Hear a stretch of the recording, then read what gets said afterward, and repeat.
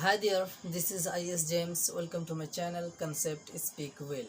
In this video, I will teach you present continuous tense. दोस्तों जो लोग नहीं पढ़े हैं पिछले वीडियो में जाकर देख लें। चैनल पे अगर नए हैं तो प्लीज़ चैनल को सब्सक्राइब कर लें। दोस्तों हम लोग प्रेजेंट कंटिन्यूअस टेंस पढ़ रहे थे और उसमें हम अफर्मेटिव स्ट्रक्चर पढ़ चुके हैं। अब हम नेक्स्ट स्ट्रक्चर की तरफ बढ़ते हैं जो कि है प्रेजेंट कंटिन्यूअस का negative structure. Present continuous tense, इसका नेगेटिव स्ट्रक्चर बाकी है और इसका जो भी आइडेंटिफिकेशन था वो मैंने पिछले वीडियो में बता चुका हूँ। अब इसका नेगेटिव स्ट्रक्चर है नेगेटिव स्ट्रक्चर।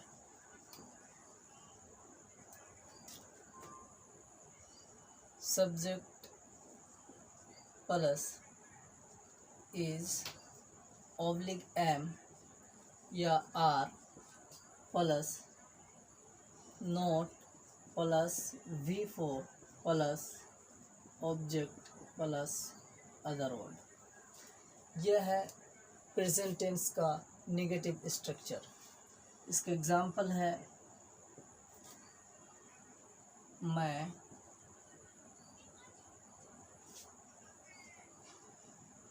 स्कूल नहीं जा रहा हूँ। इसका सब्जेक्ट क्या है? मैं। आई के साथ एम लगता है, am not going to school. इस तरीके से जो भी नेगेटिव स्ट्रक्चर के अनुसार जो भी वाक्य नकारात्मक होगा और वाक्य के अंत में रहा रहे रही लगा रहा होगा तो वह इसी स्ट्रक्चर के अनुसार बनेगा। जैसे कि मैं नहीं पढ़ रहा हूँ, आई एम नॉट रीडिंग। मैं नहीं लिख रहा हूँ, आई एम नॉट राइटिंग। आप नहीं जा रहे हैं, यू आर नॉट गोइंग। आप नहीं खा रहे हैं, यू आर नॉट ईटिंग। इस तरह का जो भी वाक्य होगा इसी स्ट्रक्चर के माध्यम से आप बनाएंगे। और नेक्स्ट एग्जाम्पल देख लेते हैं, जैसे कि राम पानी नहीं पी रहा है। राम पानी पी नहीं रहा है ना। तो रहा है वाक्य के अंत में आया और इसमें नहीं लगा हुआ है, मतलब इसी स्ट्रक्चर से बनेगा। तो राम इज़ अ सब्जेक्ट और Ram is a singular subject, that's why we have to use here is. तो राम इज़ नॉट ड्रिंकिंग, यानी ING फॉर्म लगाएंगे वर्ब का, water. Ram is not drinking water, Ram पानी नहीं पी रहा है। इस तरीके से जो भी इस प्रकार के वाक्य होगा इसी स्ट्रक्चर के माध्यम से, इसी स्ट्रक्चर की मदद से हम आसानी से बना सकते हैं, ट्रांसलेशन कर सकते हैं और इन्हीं सब वाक्यों को हम कन्वर्सेशन में यूज़ भी करते हैं। आइए और एक एग्जांपल ले लेते हैं। आर का प्रयोग करके आप नहीं लिख रहे हैं, लिख रहे हैं। इसका क्या बन जाएगा? You are not writing.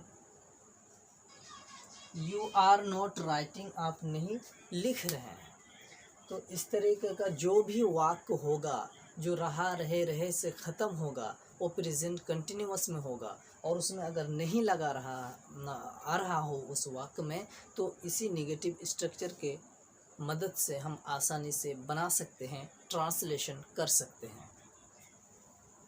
आइए हम नेक्स्ट जो स्ट्रक्चर है उनके तरफ बढ़ते हैं। अगला क्या स्ट्रक्चर है? निगेटिव के बाद हमारा आता है इंटेरोगेटिव। प्रेजेंट टेंस का इंटेरोगेटिव स्ट्रक्चर। इंटेरोगेटिव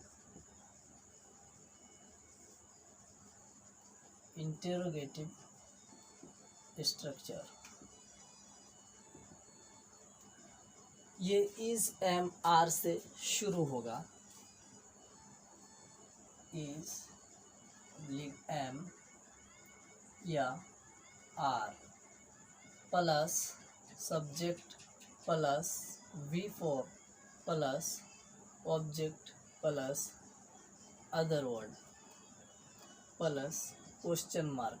जैसे कि मैंने बताया कि वाक्य में क्वेश्चन मार्क, पंक्चुएशन भी ज़रूरी होता है, वरना कई सेंटेंस एरर भी हो जाते हैं। तो क्या से शुरू होगा इंटरोगेटिव? जैसे कि मैंने पिछले वीडियोज़ में मैंने बताया, सिंपल प्रेजेंट टेंस जब मैं पढ़ा रहा था उसी समय। तो प्लीज़ अगर आप नहीं देखे हैं उन सब वीडियो को तो चैनल पर जाएं और वीडियो को देखें, लाइक करें, शेयर करें एंड सब्सक्राइब करना ना भूलें। तो क्या वह स्कूल जा रहा है? तो इज एम आर से शुरू होगा। तो इसमें सिंगुलर सब्जेक्ट है, इसलिए हमको इज का प्रयोग करना है इसमें। तो इज, उसके बाद सब्जेक्ट ही। Is he going to school? Question mark. Is he going to school? क्या वह स्कूल जा रहा है? और एक एग्जाम्पल नेक्स्ट, क्या सीता खाना बना रही है? तो is Sita cooking food? Is Sita cooking food? क्या सीता खाना बना रही है? अब एम का भी प्रयोग देख लेते हैं। क्या मैं पढ़ा रहा हूँ?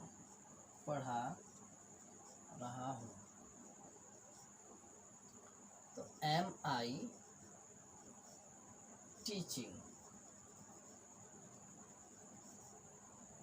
ये बन गया आपका। ये है इंटरोगेटिव स्ट्रक्चर।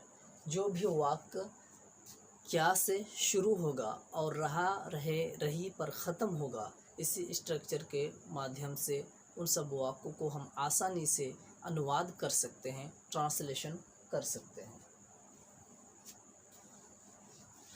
अब हमारा अगला स्ट्रक्चर है इंटरोगेटिव निगेटिव। जैसे कि मैंने बताया कि WH क्वेश्चंस जो क्या, कब, कहाँ, इन सब से भी शुरू होता है, वो भी इंटरोगेटिव के अंतर्गत ही आता है, परंतु मैंने उनको अलग रखा ताकि आपको पहचानने में आसानी हो सके। Interrogative negative structure. Is oblique am लिग are plus subject plus not plus V4 plus object plus OW plus question mark. Same वही स्ट्रक्चर है और वाक्य भी वैसा ही है, लेकिन इसमें सिर्फ नहीं जुड़ जाएगा, सिर्फ निगेटिव जुड़ गया है। क्या आप अंग्रेजी बोल रहे हैं? क्या आप अंग्रेजी बोल रहे हैं? तो आप इज़ अ प्लूरल सब्जेक्ट, इसलिए इसके साथ हम आर का प्रयोग करेंगे। तो आर अंग्रेज़ी नहीं बोल रहे हैं, इसलिए कि निगेटिव स्ट्रक्चर है।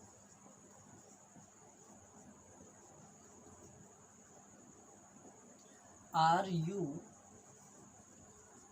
Subject and not, are you not and verb speak spoke spoken and V4 ING वाला speaking, are you not speaking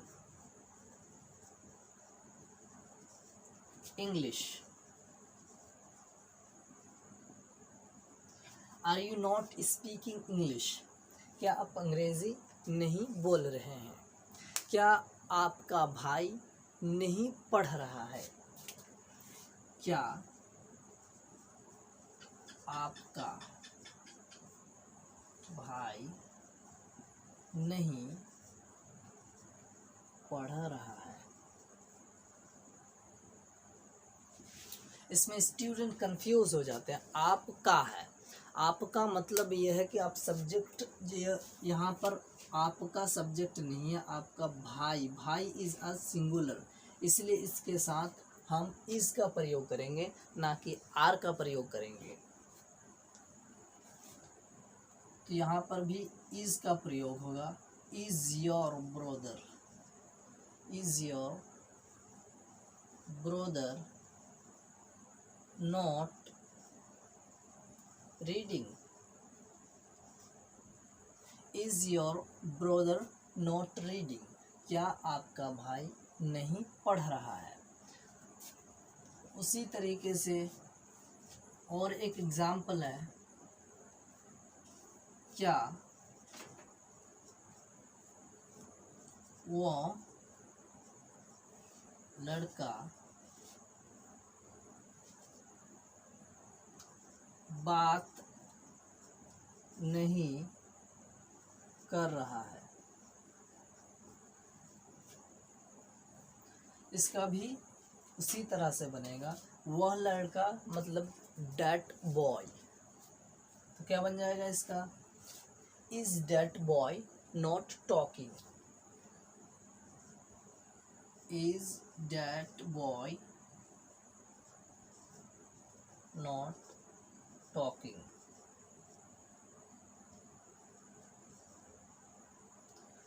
दोस्तों, ये था हमारा interrogative negative structure. I hope आपको समझ में आ रहा होगा। अगर इसमें किसी भी प्रकार का समस्या है, कोई भी चीज़ समझ में नहीं आ रहा हो, इसमें subject and verb and object कैसे प्रयोग करते हैं, मैंने एक एक चीज़ को दर्शा दिया है कि पहले हम इसी स्ट्रक्चर के हिंदी में कुछ भी लिखा रहे, परंतु इसी स्ट्रक्चर के अनुसार हम बनाएंगे इस प्रकार के वाक्यों को। और सब्जेक्ट वर्ब ऑब्जेक्ट, अगर इन सब चीज़ों में कोई कन्फ्यूज़न है, नहीं समझ में आ रहा हो, तो मेरे पिछले वीडियो में जाकर, चैनल पर जाकर प्लीज़ उन सब वीडियो को देख लें। आपको बहुत ही आसानी से समझ में आ जाएगा, टेंस का नॉलेज हो जाएगा। और दोस्तों के साथ शेयर करें, खुद भी सीखें, दूसरे को भी सीखने का मौका दें। आज के वीडियो में बस इतना ही काफ़ी, फिर मिलते हैं अगले वीडियो में। तब तक के लिए धन्यवाद।